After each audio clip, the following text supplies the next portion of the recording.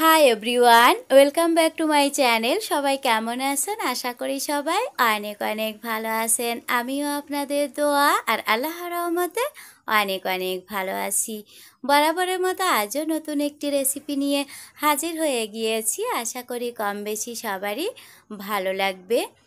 আজ আমি biryani recipe share করব, একেবারেই কম মশলায় এবং খুব সহজেই ঝটপট করে কিভাবে অনেক বেশি মজা স্বাদের একটি বিরিয়ানি রেসিপি করা যায়, তেমনই একটি রেসিপি নিয়ে হাজির হয়ে গিয়েছি। আমার বিশ্বাস ছোট থেকে বড়, বড় থেকে ছোট সবাই অনেক বেশি পছন্দ করবে। অনেক বাচ্চাই আছে বিরিয়ানিটা কিন্তু অনেক বেশি পছন্দ করে, তো আমরা চাইলে কিন্তু সে সকল বাচ্চাদের জন্য এইভাবে একেবারেই কম মশলায় বিরিয়ানিটা রান্না করে ফ্রিজে ফ্রোজেন করে রাখতে পারি। বাচ্চারা যখন খেতে চায় তখন তাদের জন্য জাস্ট ফ্রিজ থেকে নামিয়ে একটু গরম করে দিলেই হবে। তো আমরা যারা মায়েরা আছি আমরা চাইলে কিন্তু এইভাবে বাচ্চাদের জন্য বিরিয়ানিটা রান্না করে ফ্রোজেন করে রাখতে পারি। তো চলে এলাম বিরিয়ানিটা রান্না করার প্রসেসে। এখানে বিরিয়ানিটা করব আমি বাসমতি রাইস দিয়ে। আসলে পছন্দটা যার যার মতো, যে যেরকম রাইসটা পছন্দ করেন সে সেভাবেই সেই রাইস দিয়ে করতে পারবেন। এখানে আমি বিরিয়ানিটা করার জন্য 2 কাপ পরিমাণ বাসমতি রাইস নিয়ে নিয়েছি। আসলে যার যার পরিবারের সদস্য অনুযায়ী রাইসটা নিয়ে নিলেই হবে। আমি আমার পরিবারের সদস্য অনুযায়ী নিয়ে নিয়েছি। এখন এখানে আমি পর্যাপ্ত পরিমাণ পানি দিয়ে বাসমতি রাইসটাকে একেবারে ঘড়ি ধরে 1 ঘন্টা মতো ভিজিয়ে রাখবো।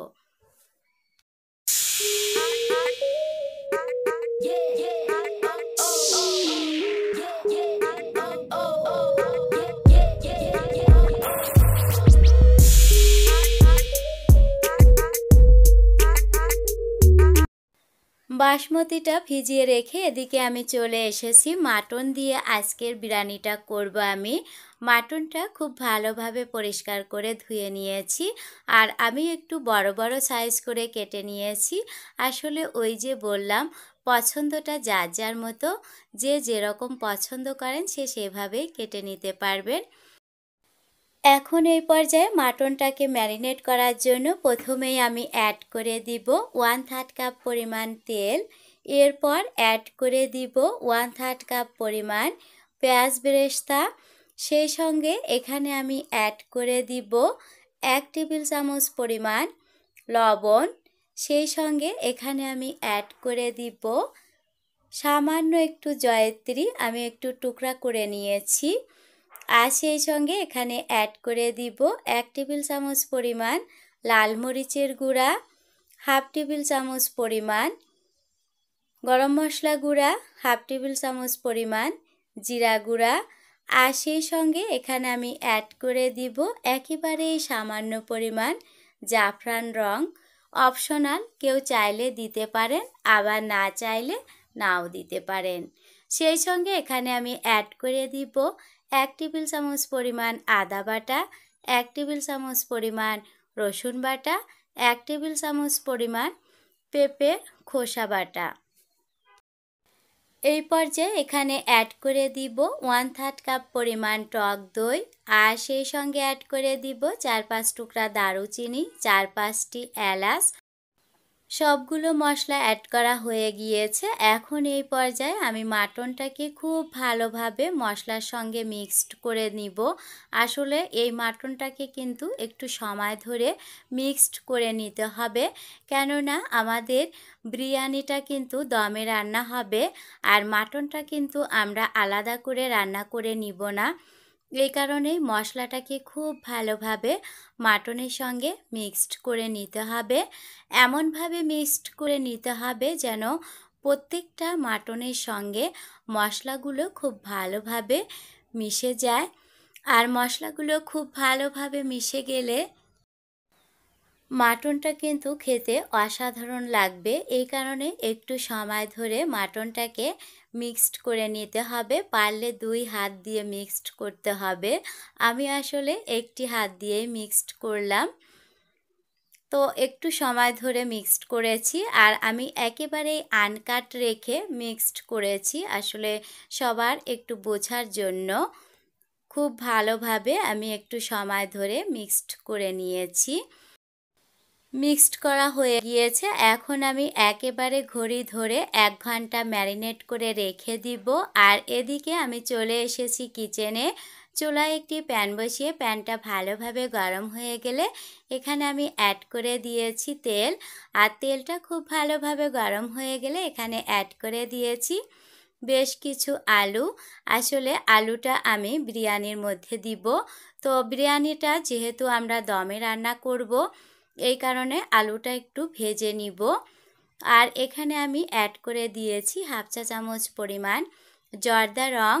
আসলে আলুটাতে সুন্দর একটা কালার আনার জন্য, অপশনাল, কেউ চাইলে দিতে পারেন আবার না চাইলে নাও দিতে পারেন। তো খুব ভালোভাবে আমি আলুটাকে ভেজে নিব। যারা আমার চ্যানেলটিকে সাবস্ক্রাইব করেছেন তাদের অসংখ্য অসংখ্য ধন্যবাদ। আর যারা এখনও আমার চ্যানেলটিকে সাবস্ক্রাইব করেননি, আমার ভিডিওগুলো দেখতে থাকুন। দেখতে দেখতে যদি কখনো ভালো লেগে যায় তাহলে সাবস্ক্রাইব করে দিবেন, সঙ্গে একটি করে লাইক, সেই সঙ্গে ভিডিওটা প্রথম থেকে শেষ পর্যন্ত দেখার অনুরোধ রইল। তো আলুটা কিন্তু খুব ভালোভাবে ভাজা হয়ে গিয়েছে। এখন এই পর্যায়ে আমি আলুগুলো তুলে নিব। আর দেখতেই পাচ্ছেন জাফরান কালারটা দেওয়ার জন্য আলুটা কত সুন্দর একটা কালার এসেছে। তো আলুগুলো আমি একটা সাইডে রেখে এখন আমি রাইসটা প্রিপেয়ার করার জন্য চুলায় পর্যাপ্ত পরিমাণ পানি দিয়ে দিয়েছি। আর এখন এই পর্যায়ে এখানে অ্যাড করে দিব 1 টেবিল চামচ পরিমাণ শাহি জিরা, 1.5 টেবিল চামচ পরিমাণ লবণ, 3 টেবিল চামচ পরিমাণ তেল। আসলে রাইসটাকে ঝরঝরা করার জন্য এখানে আমি তেলটা অ্যাড করে দিয়েছি। তো পানিতে বলক এসে গেলেই এখন এই পর্যায়ে এখানে আমি রাইসগুলো অ্যাড করে দিব। আর রাইসটা খুব সাবধানে অ্যাড করতে হবে, যেহেতু পানিটা কিন্তু অনেক গরম, কম বেশি কিন্তু আমরা সবাই জানি। আর আমরা রেগুলার যারা রান্না করি আমরা এই জিনিসগুলো কিভাবে করতে হয় আমরা কিন্তু সবাই জানি।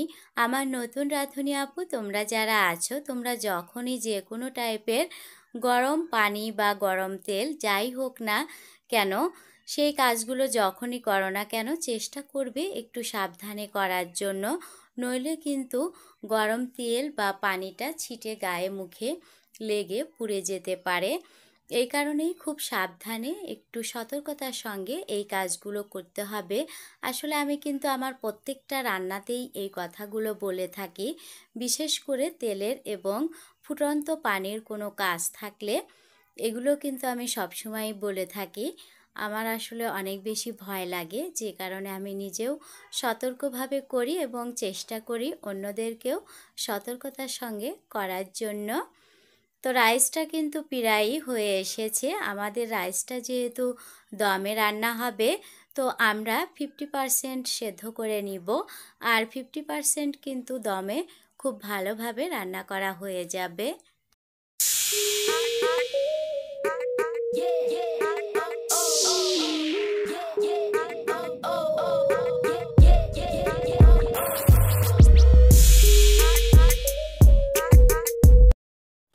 রাইসটা কিন্তু অলমোস্ট বিরিয়ানি করার জন্য রেডি হয়ে গিয়েছে। এখন একটা ছাঁকনিতে ঢেলে নিলেই অলমোস্ট রেডি হয়ে যাবে। আর এদিকে আমি যে পাত্রে বিরিয়ানিটা করব সেই পাত্রের মধ্যে মাটনগুলো আমি একটু এক পিস করে খুব সুন্দরভাবে বিছিয়ে দিব। আর এখানেও কিন্তু ভিডিওটা আমি একেবারেই আনকাট রেখেছি। আসলে আমার নতুন রাঁধুনি আপু তোমরা যারা আছো তোমরা যেন বুঝে খুব সহজেই বিরিয়ানি রেসিপিটি করতে পারো, এই কারণেই আমি একেবারেই আনকাট রেখেছি তোমাদের বোঝার জন্য। আর কম বেশি কিন্তু বিরিয়ানি আমরা রান্না করতে জানি, তারপরেও যারা একেবারেই জানেন না তাদের জন্যই আমার আজকের এই রেসিপিটি। আশা করি আপনাদের একটু হলেও ভালো লাগবে। অনেক বেশি মজার হয় এবং যারা একেবারেই কম মশলা পছন্দ করেন তো তারা চাইলে কিন্তু এই বিরিয়ানি রেসিপিটি ট্রাই করে দেখতে পারেন। আমার বিশ্বাস আপনাদেরও অনেক বেশি পছন্দ হবে। সবগুলো মাটন যখন একেবারে সুন্দরভাবে বিছিয়ে দেওয়া হয়ে যাবে, সব শেষে আমি যে বাকি মশলাটা থাকবে উপর থেকে মশলাটা দিয়ে দিব। আর এখানে কিন্তু কোনো প্রকারের মশলা নষ্ট করব না, যেহেতু মশলার পরিমাণ কিন্তু আমরা একেবারেই কম করে দিয়েছি। এই কারণেই কোনো রকমের মশলাটা নষ্ট করা যাবে না। তো মশলাটা উপর থেকে দিয়ে দিয়েছি। এখন আমি মাটনের মতো মশলাটাকেও খুব ভালোভাবে চারিদিকে বিছিয়ে দিব, যেন মশলাটা সব জায়গায় সমানভাবে হয় আর কি। এই জন্য তো খুব ভালোভাবে কিন্তু আমি মশলাটাও বিছিয়ে দিয়েছি। এখন আমি যে আলুটা ভেজে নিয়েছিলাম সেখান থেকে অর্ধেক পরিমাণ আলু আমি মাটনের উপরে দিয়ে দিব, আর বাকি অর্ধেকটা আমি পরে দিব। আসলে এখানে আমি আলু নিয়েছি 5টি, আর 5টি আলু আমি 10 টুকরা হয়েছে আর কি। তো অর্ধেকটা দিয়েছি আর অর্ধেকটা আমি পরে ইউজ করব। এখন এই পর্যায়ে উপর থেকে আমরা যে রাইসটা তৈরি করে নিয়েছিলাম সেই রাইসটা অর্ধেক পরিমাণ দিয়ে দিব। আসলে রাইসটা 2 লেয়ারে দিব আর কি। আমরা এমন অনেকেই আছি যারা কিন্তু বিরিয়ানিটা তৈরি করতে অনেক বেশি ভয় পাই, বা বিরিয়ানিটা তৈরি করতে অনেকটা ঝামেলা মনে করি। তো তারা চাইলে কিন্তু এইভাবে খুব সহজ ওয়েতে বিরিয়ানিটা করে নিতে পারি। তো রাইসটা দেওয়া হয়ে গিয়েছে। এখন আমি উপর থেকে খুব ভালোভাবে চারিদিকে সুন্দর করে রাইসটাকে বিছিয়ে দিব, যেন কোনোভাবে আলু বা মাটন কোনো কিছুই দেখা না যায়। এমনভাবে রাইসটাকে বিছিয়ে দিতে হবে। আর আমি কিভাবে দিচ্ছি স্ক্রিনে আপনারা দেখতেই পাচ্ছেন। একেবারে ইজি ওয়েতে কিন্তু এই বিরিয়ানি রেসিপিটি করা যায়, চাইলে ট্রাই করে দেখতে পারেন। তো রাইসটা খুব ভালোভাবে বিছিয়ে দেওয়া হয়ে গিয়েছে। এখন এই পর্যায়ে বাকি যে আলু ছিল সেই আলুটা আমি উপর থেকে দিয়ে দিব, আর আলুটা দিয়ে একটু চেপে চেপে দিব। আর এখন এই পর্যায়ে এখানে আমি অ্যাড করে দিব সামান্য একটু পেঁয়াজ বেরেস্তা।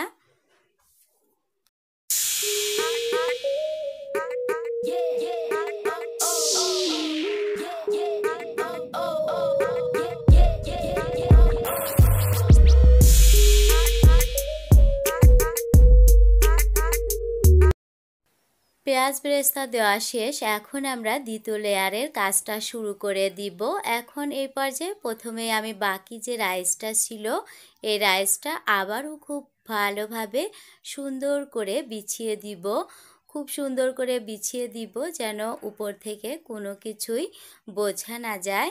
তো রাইসগুলো খুব ভালোভাবে আমি দিয়ে দিব। তো রাইসটা খুব ভালোভাবে সমানভাবে বিছিয়ে নিয়েছি। এখন এই পর্যায়ে এখানে আমি অ্যাড করে দিব বেশ কিছু আলু বোখারা। আলু বোখারা যারা পছন্দ করেন না তারা চাইলে স্কিপ করতে পারেন, তবে আলু বোখারাটা কিন্তু বিরিয়ানিতে অনেক বেশি মজার হয়, মজার লাগে আর কি, কম বেশি কিন্তু আমরা সবাই জানি। এখন এই পর্যায়ে এখানে আমি আবারও সামান্য কিছু পেঁয়াজ বেরেস্তা অ্যাড করে দিব। একেবারেই সামান্য, আসলে পছন্দটা যার যার মতো, যে যেরকম করে পছন্দ করেন সে সেভাবেই দিতে পারবেন। আর আমি যেহেতু বলেছি একেবারেই সামান্য অল্প কিছু মশলা দিয়ে বিরিয়ানিটা তৈরি করব।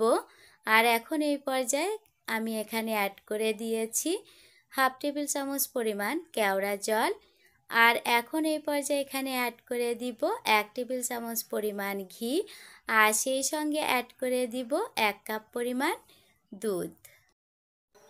বিরিয়ানিটাকে খুব সুন্দর একটা কালার আনার জন্য একেবারে সব শেষে এখানে অ্যাড করে দিব জাফরান রং।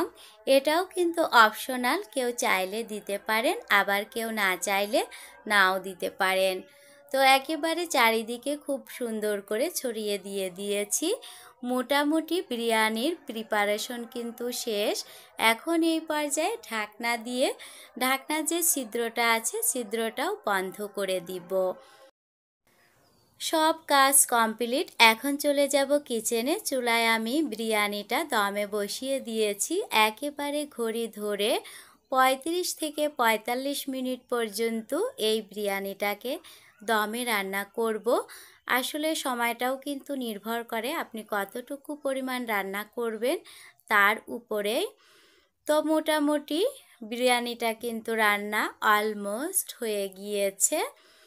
এখন এই পর্যায়ে আমরা ঢাকনাটা তুলে দেখে নিচ্ছি বিরিয়ানিটার কি অবস্থা। আমি একটু উলটপালট করে আপনাদের সঙ্গে শেয়ার করছি। অনেক বেশি মজার হয়েছে এই বিরিয়ানিটা। আসলে করে না খেলে কিন্তু বোঝা যায় না। যে কোনো জিনিসের স্বাদই কিন্তু তৈরি করে না খেলে কিন্তু বোঝা যায় না।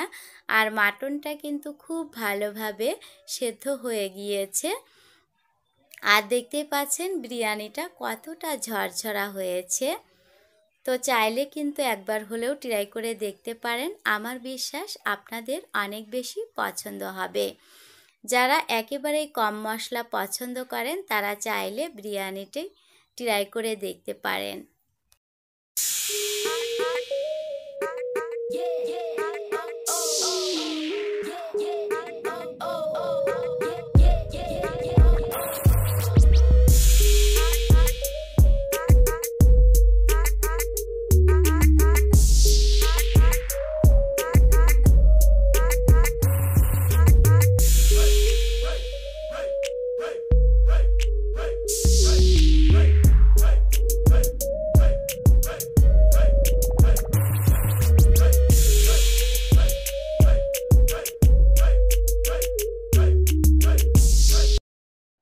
এখন এই পর্যায়ে বিরিয়ানিটা সার্ভ করে নিব। অনেক বেশি মজার হয়েছিল বিরিয়ানিটা। আপনারা চাইলে কিন্তু ট্রাই করে দেখতে পারেন। আর যে সকল বাচ্চারা বিরিয়ানিটা অনেক বেশি পছন্দ করে তো আমরা চাইলে কিন্তু তাদের জন্য এইভাবে বিরিয়ানিটা করে ফ্রোজেন করে রাখতে পারি। যখন তারা চাইবে তখন কিন্তু জাস্ট ফ্রিজ থেকে নামিয়ে গরম করে দিলেই হবে। তো মাই লাভলি ভিউয়ার্স, এই ছিল আমার আজকের আয়োজন। আবারও হাজির হয়ে যাব নতুন কোনো কিছু নিয়ে। সে পর্যন্ত সবাই অনেক বেশি ভালো থাকবেন, আমাদের জন্য দোয়া করবেন। আর যেহেতু ঋতু পরিবর্তন হচ্ছে সবাই অনেক অনেক অনেক বেশি ভালো থাকবেন। আজ এ পর্যন্তই। আল্লাহ হাফেজ।